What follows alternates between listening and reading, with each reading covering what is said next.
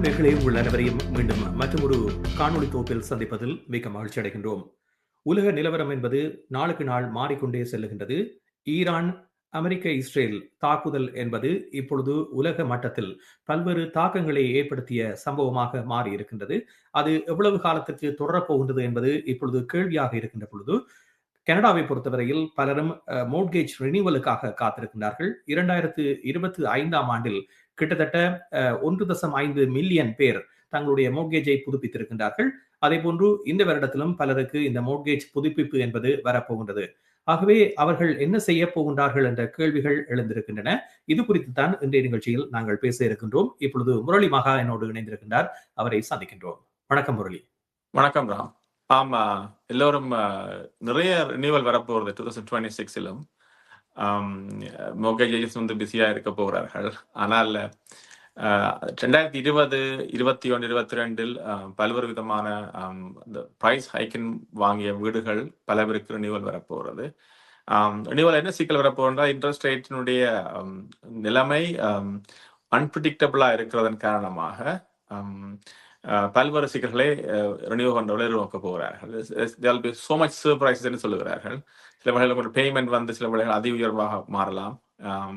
உங்களால் தாக்குப்பிடிக்கிற அளவிற்கு உங்கள் சுமை ஏற்படலாம். அதே போல ஃபுட் இன்ஃப்ளேஷன், பல்வேறு செலவுகள் கூடிக்கொண்டே போகின்றன. எனவே மக்கள் பல்வேறு சிக்கலை நோக்க போகிறார்கள். வேலையின்மை போன்றவையும் தாக்கத்தை ஏற்படுத்த போகின்றன. நாங்கள் அமெரிக்காவுடைய மோர்கேஜை பார்த்தால் அவர்கள் உண்மையில் அமெரிக்காவில் mortgage interest rate fix rate வந்து கூடிவிட்டது. எனக்கு 6% கிட்ட போய்விட்டது. எனவே அதை ஃபாலோ பண்ணித்தான் கிட்டத்தட்ட எங்களுக்கும் இருக்கலாம். ஸோ எனவே பல்வேறு சிக்கல்களை நோக்க போறார்கள். ஃபிக்ஸ் ரேட் வந்து இப்போது மார்க்கெட்டில் நான் நினைக்கிறேன் 3.69, 3.7க்கு தான் லோவஸ்ட் எடுக்கக்கூடியதாக இருக்கிறது. இது வந்து பல்வேறு விதமான தாக்கங்களை வருகிறவர்களுக்கு ஏற்படுத்த போகிறது. இந்த போரும் ட்ரம்புடைய டெய்லி ட்வீட்ஸும் தான் இந்த மார்க்கெட்டை ஒரு ஸ்டேபிளைஸ் பண்ண வைத்திருக்கிற விளைவாக பல்வேறு சிக்கல்களை இதை நோக்க போறாங்க. இதுல என்னவென்றால் ஃபிக்ஸ்ட் ரேட் வந்து கவர்மெண்ட் பாண்ட்ல தான் டிசைட் பண்ணப்படுகிறது. எனவே அது எப்படி மாறுகிறது என்றே அவதானித்து கொண்டிருக்க வேண்டும். அப்படி அவதானிக்கப்பட்டால் ஃபிக்ஸ் ரேட் வந்து ஒரு கூடுகிற வாய்ப்பை அதிகமாக இருக்கின்றன. நிச்சயமாக. அதே நேரத்தில் வேரியபிள் ரேட்டில் மோர்கேஜை வைத்திருப்பவர்கள் கூட இப்பொழுது சரியான பிரச்சனைகள் அகப்பட்டிருக்கிறார்கள். காரணம், கோவிட் கால பகுதியில் வரலாற்றில் என்றும் இல்லாத அளவுக்கு இன்ட்ரெஸ்ட் ரேட் மிக குறைந்த அளவில் இருந்த பொழுது பலரும் வீடுகளை வாங்கினார்கள். இவ்வாறுதான் எப்பொழுதுமே இந்த இன்ட்ரெஸ்ட் ரேட் இருக்கும் என்ற ஒரு நோக்கத்தில் அவர்கள் வாங்கிய வீடுகள் இப்பொழுது ரினியூவலுக்கு வருகின்ற பொழுது அது ஒரு பிரச்சனையாக மாறப்போகிறது. ஏனென்றால் அந்த வட்டி வீதத்தில் இனி வேரியபிள் ரேட் கூட இருக்க போவதில்லை. ஆகவே உலக பொருளாதாரம் மாறிக்கொண்டிருக்கின்ற பொழுது பணவீக்கம் அதிகரித்து செல்கின்றது. எரிபொருள் விலை நாளுக்கு நாள் அதிகரித்து செல்கின்றது. இவ்வாறான நிலைமைகள் என்பது இப்பொழுது வேரியபிள் ரேட்டில் மோர்கேஜை வைத்திருந்தால் கூட ஒரு பிரச்சனைக்குரிய விடயமாக மாறப்போகிறது. அவர்களுடைய மாதாந்த தொகை என்பது அதிகரிக்கக்கூடிய சாத்தியக்கூறுகளே அதிகமாக இருக்கின்றன. அதே நேரத்தில் சில வங்கிகளை எடுத்துக்கொண்டால் இப்பொழுது அந்த வேரியபிள் ரேட்டில் இருக்கக்கூடிய வித்தியாசத்தை அவர்கள் உடனடியாகவே நீங்கள் வங்கிக்கு செலுத்த வேண்டும் என்ற கோரிக்கையை முன்வைக்கின்றார்கள். ஆகவே ஒரு குறிப்பிட்ட தொகையை நீங்கள் எக்ஸ்ட்ராவாக செலுத்த வேண்டிய ஒரு நிலைக்கு தள்ளப்படுகிறீர்கள். இவ்வாறான நிலைமை ஏற்படுகின்ற பொழுது ஏற்கனவே ஒரு நிதி சுமையில் இருக்கின்றவர்கள் எவ்வாறு இந்த வீடுகளை மாதம் கட்டி தங்கள் தக்க வைத்துக் கொள்வது என்ற கேள்விகளை எழுப்புகின்றார்கள். அதே நேரத்தில் இந்த ரினியூவலுக்கு வருகின்ற பொழுது பலர் பிக்ஸ் ரேட்டுக்கு மாறுவோம் என்று நினைக்கின்ற பொழுது கூட அது ஒரு அதி உச்ச தொகையை கொண்ட வட்டி வீதமாக இருக்கின்ற பொழுது அதுவும் ஒரு பாரிய மாதாந்த கொடுப்பனவுக்கான ஒரு செலவாக மாறிவிடக்கூடிய வாய்ப்புகள் இருக்கின்றன. ஆகவே முன்னர், அதாவது 2021, 22 கால பகுதியில் இருந்த வட்டி வீதத்தோடு ஒப்பிட முடியாத ஒரு நிலை இப்பொழுது காணப்படுகிறது. முரளி சொன்னது போன்று ஏற்கனவே நீங்கள் அதிகூடிய விலைக்கு வீடுகளை வாங்கி இருந்தால் அவர்களுடைய நிலைமை என்பது மிக கடினமான ஒரு காலகட்டமாக இந்த காலகட்டத்தில் இருக்க போகிறது என்பது இப்பொழுதே தெரிகின்ற ஒரு உண்மையாக இருக்கின்றது. ஏற்கனவே வட்டி வீதம் என்பது மாறாத நிலையில் இருந்தாலும் கூட பல பொருளாதார நிபுணர்களுடைய கருத்தின் அடிப்படையில் பார்க்கின்ற பொழுது வட்டி வீதம் இனி வருகின்ற காலத்தில் அதிகரிப்பதற்கான சாத்தியக்கூறுகள் இருப்பதாக கூறுகிறார்கள். ஆகவே இது நாங்கள் உங்களை அச்சமூட்டுவதற்காக சொல்லுகின்ற விடயமாக நீங்கள் எடுக்காமல் இதற்கு என்னென்ன விடயங்களை நீங்கள் செய்யலாம் என்பதற்கு முன்னாய்த்த நடவடிக்கைகளை மேற்கொள்வது ஒரு மிக முக்கியமான விடயமாக இருக்கும்.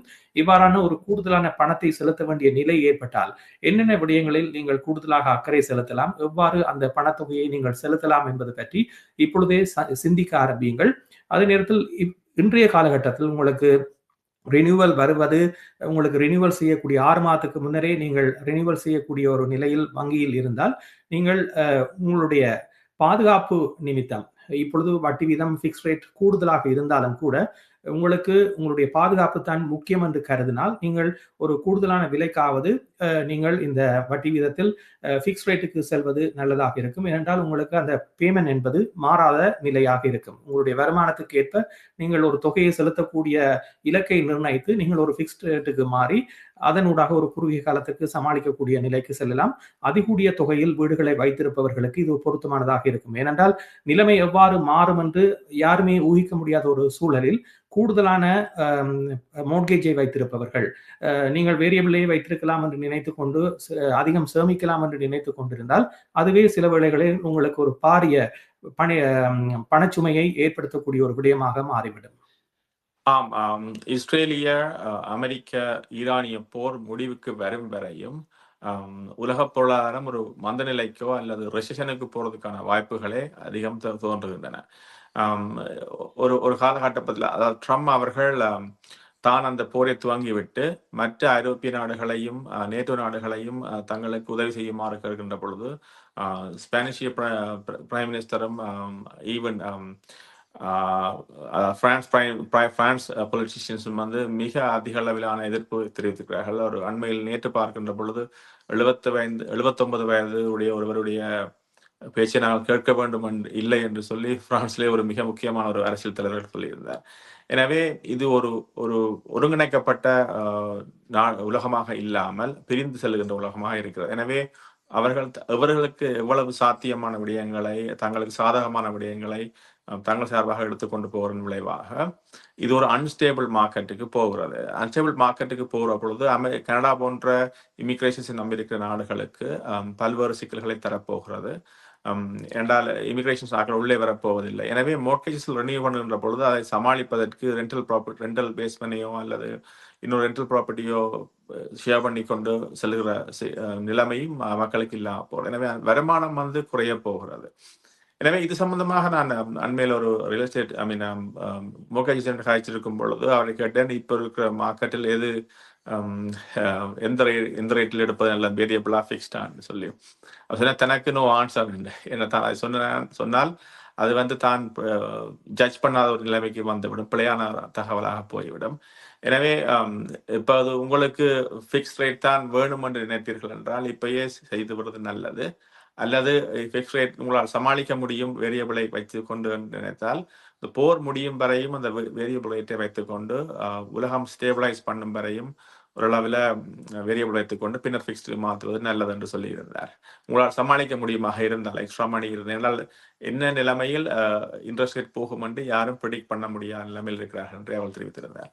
அதே நேரத்தில் ஈக்விட்டி இருப்பவர்கள் நீங்கள் ஒரு பண தேவைக்காக உங்களுடைய வீட்டை ரீஃபைனான்ஸ் செய்யக்கூடிய போதிய அளவு வருமானமும் அதனை வங்கிகளிடம் நிரூபிக்கக்கூடிய அளவு டாக்குமெண்டேஷனும் உங்களுக்கு இருக்குமாக இருந்தால் நீங்கள் உங்களுடைய பண தேவைக்கு ரீஃபைனான்ஸ் செய்து அந்த பணத்தின் மூலமாக மோர்கேஜை செலுத்தக்கூடிய வாய்ப்புகள் இருந்தாலும் அதற்கான வட்டியையும் நீங்கள் ஒட்டுமொத்தமாக சிந்திக்க வேண்டும். காரணம், மீண்டும் நீங்கள் அந்த வட்டி வீதத்தை புதுப்பிக்கின்றீர்கள்.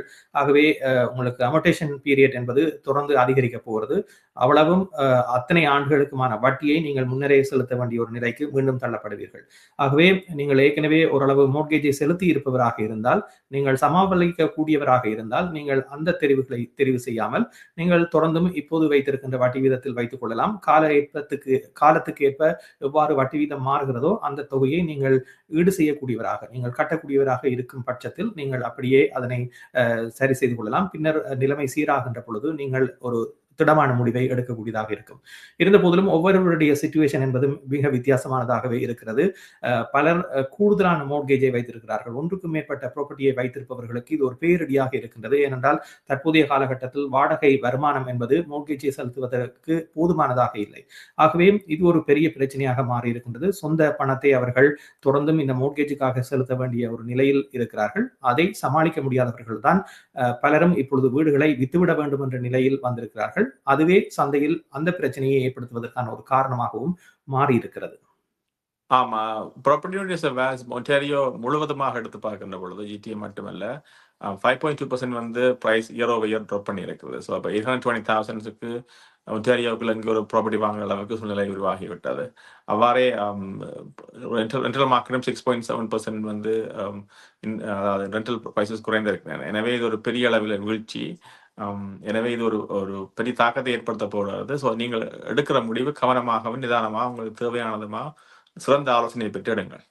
ஆமாம், எல்லோரும் தங்கத்தை பற்றி சொல்வார்கள். இன்றைய நிலையில் பார்க்கின்ற பொழுது நாங்கள் பேசிக்கொண்ட இந்த தருணத்தில் தங்கத்தின் விலை கடந்த சில நாட்களாக மிகவும் உச்சத்தை தொற்றிருந்த நிலையில் இந்த ஈரான் போரினுடைய தாக்கம் என்பது உலக நாடுகள் பலவற்றிலும் தங்கம் வெள்ளியினுடைய விலைகள் திடீரென குறைகின்ற ஒரு நிலைமையும் காணப்படுகின்றது. ஆகவே எந்த சந்தையாக இருந்தாலும் அந்த சந்தை ஒரு நிலைத்தன்மை வாய்ந்ததாக இல்லை என்பதற்கு எடுத்துக்காட்டாக உலகில் இடம்பெறுகின்ற பல சம்பவங்களையும் உதாரணமாக சொல்லலாம். ஆகவே ஒரு திடமான முடிவை எடுப்பது என்பது அதே நேரத்தில் கூடுதலான ஆண்டுகளுக்கு நீங்கள் லொக் செய்வது என்பது கூட சிந்திக்க வேண்டிய ஒன்றாக இருக்கும். ஏனென்றால் போர் முடிவுற்றால் அந்த நிலைமை என்பது மாறிவிடும். பின்னர் நீங்கள் லொக் பண்ணின விடயத்தில் இருந்து மீண்டும் மாற முடியாது. ஆகவே இந்த விடயங்கள் எல்லாமே சிந்திக்க வேண்டிய ஒரு விடயமாக இருக்கிறது. ஆனால் அதற்கான ஒரு திடமான முடிவை கூற முடியாத நிலையில் தான் எல்லோருமே இருக்கின்றோம்.